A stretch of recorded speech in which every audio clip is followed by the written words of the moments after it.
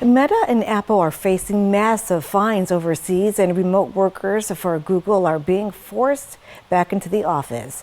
To explain, let's turn to Jane King at the New York Stock Exchange for our tech report. The party's over for many remote workers of Google. Many staffers who work from home will be forced to report to the office as it streamlines its operations and shifts spending to prioritize AI and its infrastructure.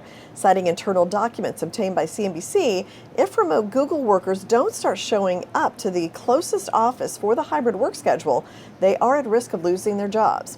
And speaking of which, Intel is reportedly planning to announce massive layoffs. According to Bloomberg, the chip giant may lay off more than 20% of its staff in an effort to streamline management and rebuild a so-called engineering-driven culture.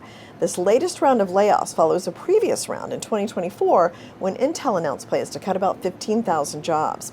Well, bad news for Apple and Meta, two tech giants hit with fines totaling $800 million for allegedly violating new competition laws in the European Union.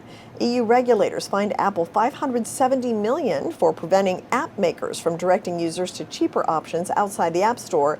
And Meta was fined $230 million for forcing Facebook and Instagram users to choose between seeing ads or paying to avoid them. The New York Post says the penalties were imposed under the EU's new Digital Markets Act. Well, who knew sharing viral cat videos on YouTube would launch it into what it is today? YouTube is officially 20 years old, and it's grown to become the second most visited website in the world behind only Google. That's according to SimilarWeb. CNBC says YouTube is a key pillar of Google's business now that search is facing pressure. Well, there are an estimated 20 billion videos uploaded to YouTube, ranging from how-to videos, music, shorts, and podcasts. From the New York Stock Exchange, I'm Jane King with your Tech Report.